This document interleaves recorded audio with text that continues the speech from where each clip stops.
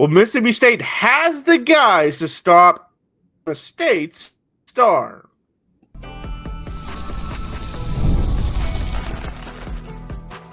You are Locked On Mississippi State, your daily podcast on the Mississippi State Bulldogs, part of the Locked On Podcast Network, your team every day. Thanks for making Locked On Mississippi State your first listen every single day, part of Locked On Podcast Network, your team every day. Today's episode is brought to you by FanDuel. Football season is around the corner. Visit the FanDuel app today and start planning your futures bet now. My name is Jaron Spor. I'm a national college football writer at Athlon Sports. That's Landon McBride. We've got a defensive preview for you to get to. Next segment, we're going to break down Arizona State's defense. What are the key players and how can Mississippi State attack it? We'll talk about that. Also, we'll give our game prediction in next up in Starkville. Landon and I, have we been convinced? Are we going with an upset? You'll have to find out. Yeah. But first, let's get into the offensive preview for Arizona State. Obviously, we've talked about it all offseason, so the everydayers remember this. But you have to replace Cam Scatterbo. He had over 1,700 yards rushing, 21 touchdowns. He had 605 yards receiving and 3 scores. Kyson Brown had a good debut. He only ran for 351 yards and 2 scores last year, but he had like 73 yards, I believe, rushing and 72 receiving in the first game. So they like to give it to him in a lot of ways. A lot's going to be on Sam Leavitt and Jordyn Tyson in the passing game. Tyson obviously had a monster week 1 with over 140 yards receiving and 2 scores. But as we talked earlier this week, Kyson Brown and Tyson were really the only ones that did anything offensively. Obviously Leavitt too, but I'm just talking about as a playmakers and the skill positions. They're really the only two that did much.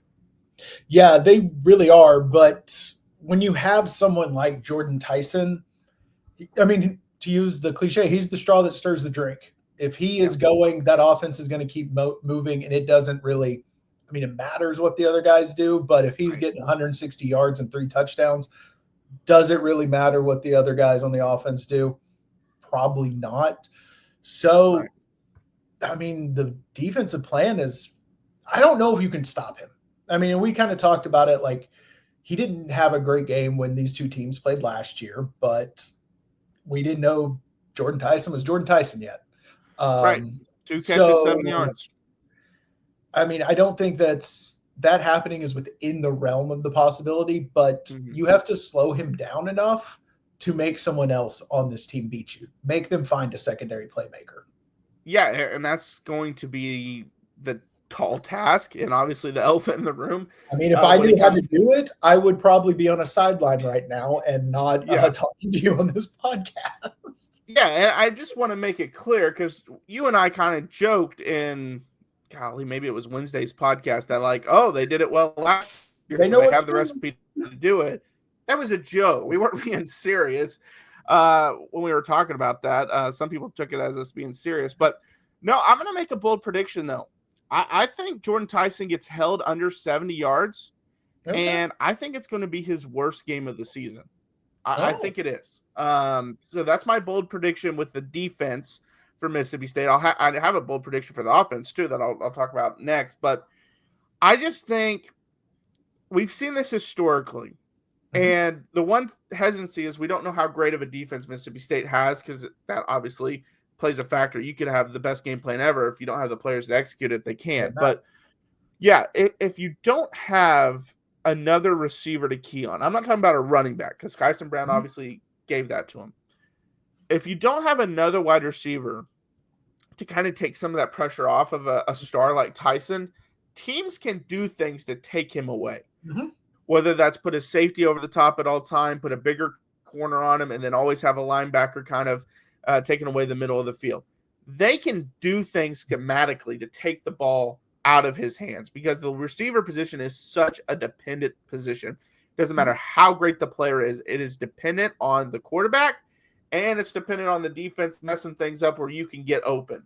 It's up to you too also to get open on some of those things. But I just think Mississippi State can find ways to take him out of the game.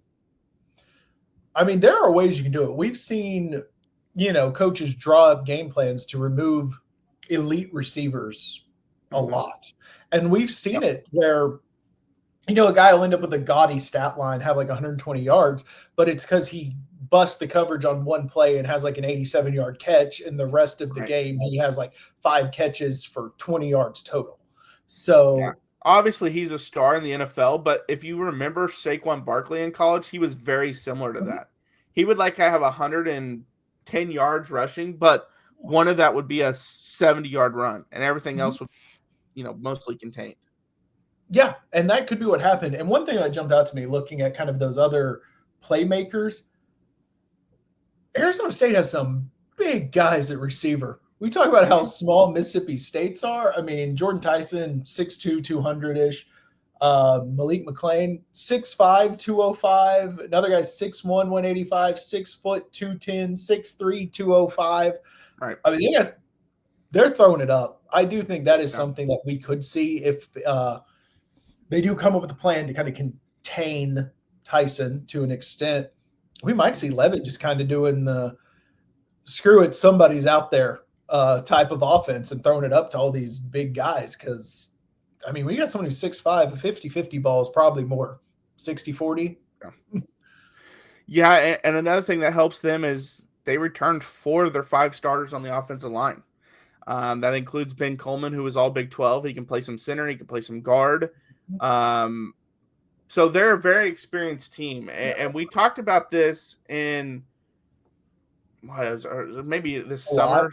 Yeah. We talked about it in the offseason that they rank near the number 12 or something in returning production. Now, the big one is Scatterboot being gone, and we talked about that. Last year, Levitt throws for 69 yards, but Scatterboot runs for like 262. So that right there is like, that's why he lost the game. And it was a close game, 30-23 on the road. I will say this, and I was on Locked On College Football with Spencer McLaughlin, and we were talking about this. If the Big 12, who we think is the class of the Big 12 in terms of Arizona State, won it last year, a lot of people think they could win it this year because they're a really good team. If they lose to a team that people think are at the bottom of the SEC, that is massive hit to the Big 12 and its national perception. And not only that, that will matter come playoff time. Whether it should or not, that's going to be taken into account on if the committee is going to allow 2 teams in or 1 team in. Because if something like this happens, like if Arizona State, let's take them for example, if they don't win the Big 12, but they're the second best team in the Big 12, and let's say Iowa State wins it or whoever, and Iowa State goes and they're kind of debating, oh, should Arizona State go in? And they have this loss to Mississippi State. I don't think they're going to get in, even if they went 11-1 or whatever it is, because of the national perception of what Mississippi State is and what Arizona State is.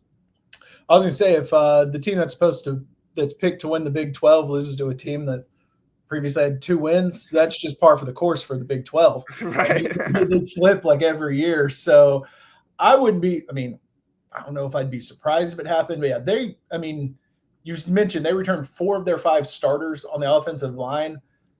There's all seniors and 1 grad transfer and 1 graduate player. Right. Even though whoever, the one that was not a starter played a ton of football. It's not like it's a freshman that you can pick on. It's someone else who's been out there.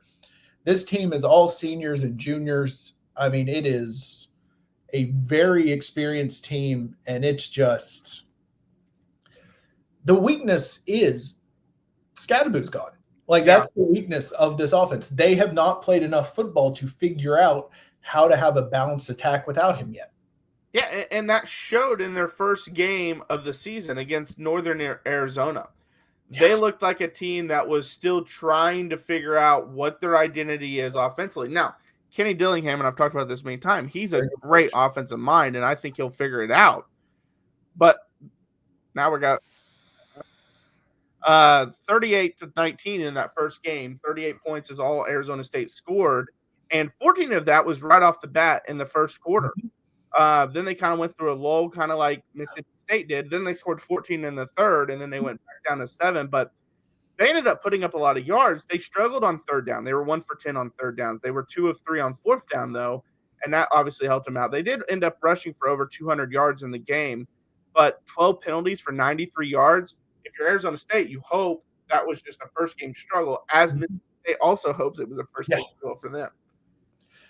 Yeah, so that's really what we have to hope is that they still, from a Mississippi State standpoint, they still haven't quite figured out what they're supposed to be.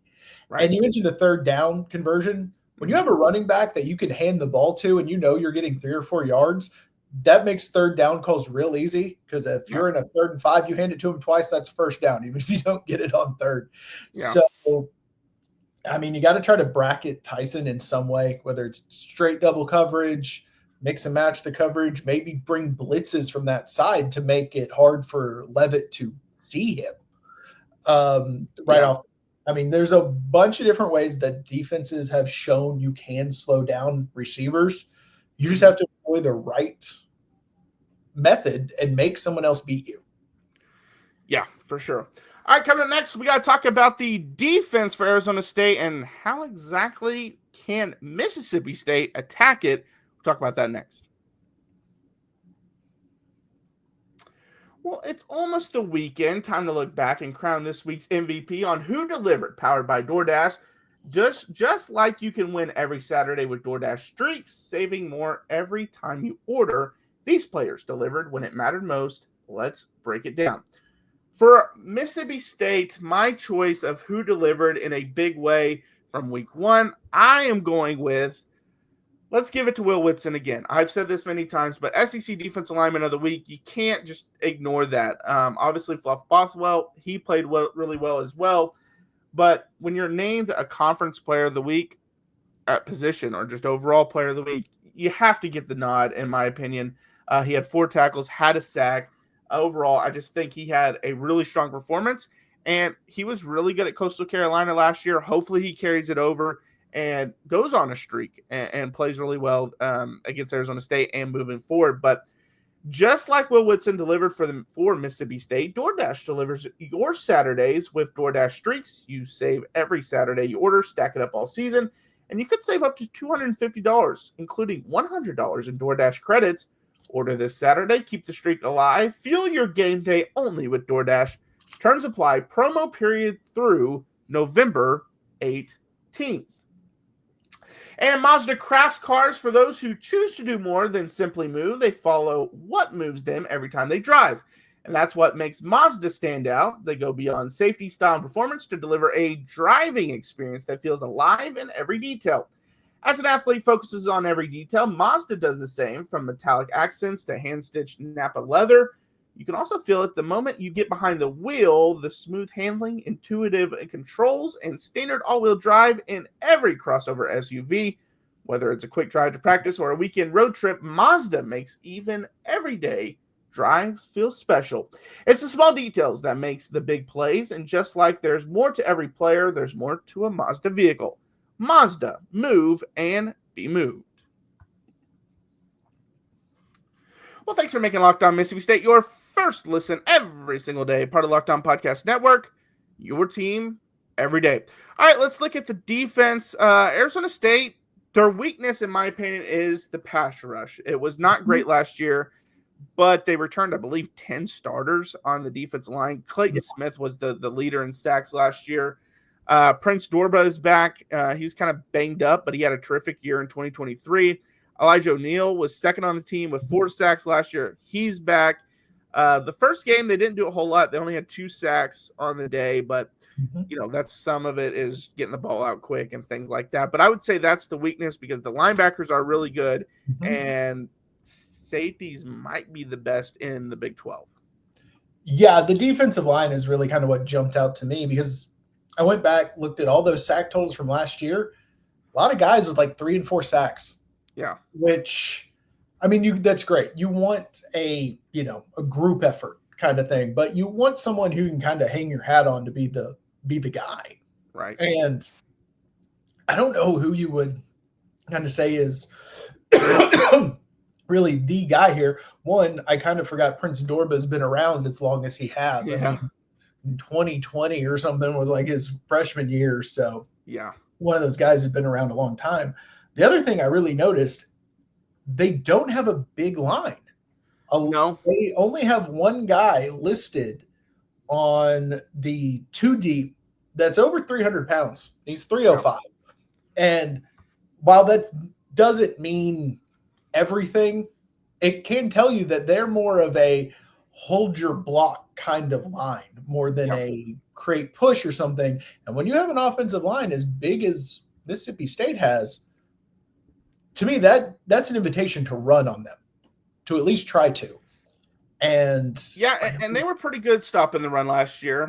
They ranked 21st in the country, but they were like 87th in sacks. So I agree with you, though. I think that the success for Mississippi State is going to be because I think they can control the line of scrimmage, both in the passing game, but in the rushing game.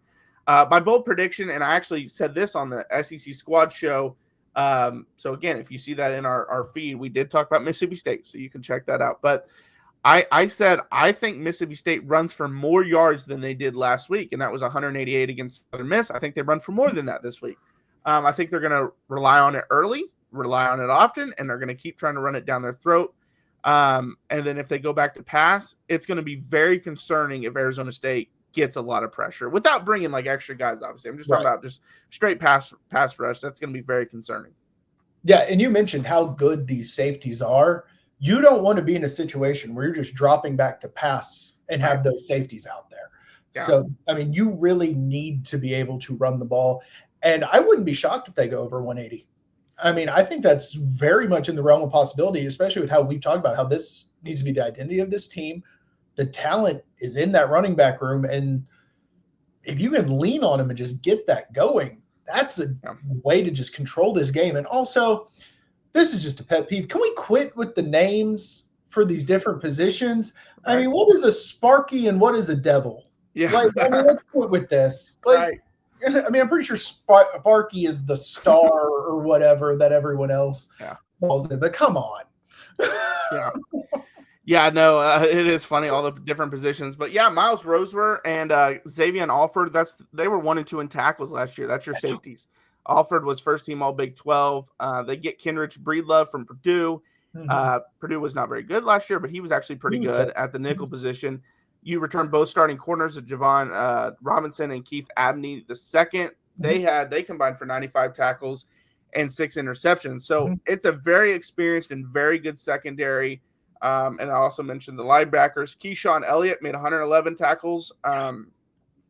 And that happened in 2023. Kind of took a step back last year, but he's an all Big 12 performer type of guy on the outside. And then Jordan Crook also missed some time, but still had 57 tackles in the middle. So you expect if he stays healthy, he'll probably hit that 100 tackle, not sacks, 100 tackle total. He gets sacks, man. He's going number 1 in the draft. But I mean, that's what you got to look out for. But I think the success is key. You got to push around that defensive line, because if you get into a passing game, no, I don't think they're going to get pressure on you. But that secondary is really good. Now, with that being said, you can take advantage of a secondary by quick little throws and have that kind of be a part of the run game type thing, RPOs and things like that. And that's what Levy and them like to do. They had success last year against Arizona State. I think they can have success again this year. And, I'm not going to give away my pick just yet, but I think if they're able to have success on the ground and kind of establish that, that's the recipe to win the game. Last year they had almost 300 yards of total offense. And I don't know why ads keep just randomly popping up. They only had 24 yards rushing on the ground last year in that game, and 346 for Arizona State. So they got dominated in the run game. They can't do that again this Saturday. Yeah, and you mentioned how many tackles this secondary has, but when you spread it out, I think for their careers, or like for the last year of all the starters, they totaled like 10 interceptions. Yeah. Which that means they're not taking the ball away a ton. Right. They don't have, so to me, that means they're not playing safe or concerned. They're playing like that almost safe, where it's like, let them catch it, tackle them immediately, which if that's their mindset, there are holes to exploit in that. You're not going to be, I mean, you're always worried about turning over the ball, but you don't have a guy who's getting 10 interceptions in a season and you're scared to throw the ball toward him. So I think there's some holes you can pick there. It's much harder because of how good and experienced those guys are, but there are holes to be found when people play that type of coverage. So it's going to be interesting how they choose to attack. Can Mississippi State pull off the upset? We'll talk about it next. Hey, Locked On Mississippi State fans, are you still paying full price for gas? Stop leaving money behind and get real cash back every time you fill up with the free Upside app. Simply download the free Upside app in the App Store or Google Play right now and start earning cash at the pump today. Use my limited time promo code FOOTBALL and get an extra 25 cents back per gallon on your first fill up. You can make up to $300 a year just from buying the gas you already needed. At first, I thought it was too good to be true, but it's totally legit. Real people are getting paid just to make their daily commutes, and you can too. Plus, you can cash out anytime to your bank account, PayPal, or an e-gift card for Amazon and other brands. Don't let this offer drive on by. Download the free Upside app now using my limited time promo code FOOTBALL for a limited time 25 cent per gallon bonus. That's promo code FOOTBALL. Offers vary by user and location. Go to upside.com for terms and conditions. The NFL season is almost here, and FanDuel is making sure you're ready for kickoff with a can't-miss offer.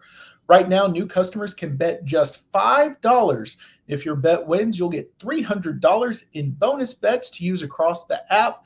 And I love FanDuel because of the jumping in on the live bets once the game started. I'm one of those people, I see the lines and I want to get some money on it, but I've also watched enough football where I know weird things happen, and sometimes guys just aren't feeling it, or the defense comes out with a great game plan to stop someone. But once you're watching that game and you see kind of how it's going, you can get on there, find the live bet, find that live line, and jump on based off of what you're seeing and what that line is. And it's quick and easy, and it's the best way to add a little more energy to Sundays. So are you ready to play? Download the FanDuel app now by visiting FanDuel.com to get started. That's FanDuel.com to place your first $5 bet. Well, thanks for making Locked On Mississippi State your first listen every single day. Part of the Locked On Podcast Network, your team every day. Real quick, hit that like, subscribe, ring the bell. Help us get to our 1,000 subscriber goal by early college football season. We're obviously into week 2. We're so close. We're over 900. We're almost there. So help us out with that. But first, Landon, we got to talk about this game this week. Are they pulling off the upset? Do you got the Bulldogs? I really want to say yes, but there's just something that is making it very hard to do it. But I think that's why it's an upset. If this was an easy pick, it would be, I'm doing it. 27-24 Bulldogs. Okay. You pull it out. It's funny you say that. So just some backstory. If you watched my segment on Locked On SEC, just wasn't sure yet. I was going with Arizona State. It was very close. I just went back and forth, said, I got to go with Arizona State. Then all the guys started talking, and I was like, you're starting to convince me. So I did some more thinking, did some more research. Then I went on Locked On College Football, which, Landon, you have not seen this segment, correct? I have not. Okay, so on the segment, he asked me for my game prediction. I predicted Mississippi State to win, and I predicted 27-24. Actually, exact. So it's funny you say that. I'm sticking with it after all the stuff that I read. So we both have the same team winning and the same score. Oh, man. Which means it's not going to happen. It means it's going to be a blowout, and we're not going to be close at all. But hey, if it's a blowout, Mississippi State win, let's go. Let's put people on notice. We need luck here. We need Corso went. First off, shout out to Corso, goes perfect in his final pick of the season. And he had several upsets in there. That's the crazy thing. He had Miami over Notre Dame. He had Florida State over crazy upsets in that one. But so shout out to him. But we need some Corso luck here, because as soon as you said that, I was like, man, that's hilarious, because I know he hadn't seen that segment. I've not seen that. Yes, I think 27-24, they hold Tyson to his worst game of the season. And I'm not talking about up to this point. I'm just saying once his season's complete, you'll look back, this is his worst game. I think they'll hold him under 70 yards, and I think they will run for more than 190 yards, and they control the game. And I think they're going to come out of this with a lot of momentum, and the fans will be fired up. And I think it's the blackout and the fan at night. I think the fans are going to go nuts, the cowbells, everything. I just think Mississippi State pulls it off. that's kind of honestly, like we've talked about, I'm a Jersey guy. And I saw that, you see the blackout, it's at night, all this noise about cowbells, both from the off season and then Arizona State. We've seen the video of the person with the 2 cowbells right behind them. That's not going to do it, buddy. You need about 2,000 more people standing right there. Why didn't they just pull it up on the sound system or something and blare it? Or, do they not have maybe they don't have a sound system, but why wouldn't you do that? Why would you have one person ringing 2 cowbells? You realize there's going to be 50,000 people there. It's not going to be 2 people. It's the time frame. It's nobody believes in us. Black jerseys, all this noise about the cowbells. I think they're going to do it. They're going to come out fired up. They're going to jump on them early. There's going to be a scare, but they've built up enough lead to kind of just. Hey, we saw how great this our kicker is. Ride him to the win in the fourth quarter. Yeah, I agree. All right, well, it's another big moment on Locked On College Football fans. Locked On and Fire TV present College Football Kickoff, your ultimate college football weekly preview. Drake 12, Locked On Big 12, leads the conversation alongside 2-time AP Coach of the Year, Gary Patterson, former college star Jesse Holley, and Locked On's local experts. A college football preview only Locked On can do. Catch College Football Kickoff every Thursday throughout the season only on Fire TV. My name is Jaron. Check out my work over at Athlon Sports. That's Landon. Follow us, Locked On Mississippi State. We're on YouTube, Instagram, TikTok, and Twitter. We post daily videos Monday through Friday. We're also doing pregame videos before every single game. And win, lose, whatever happens in the game, we will do a recap. At least one of us will do a recap of the game. And then, of course, Monday we will do a full recap. But we'll do a quick little recap of the game on Saturday. So don't miss out on that. And, until next time, hopefully we're celebrating a win. Hail State. Hail State.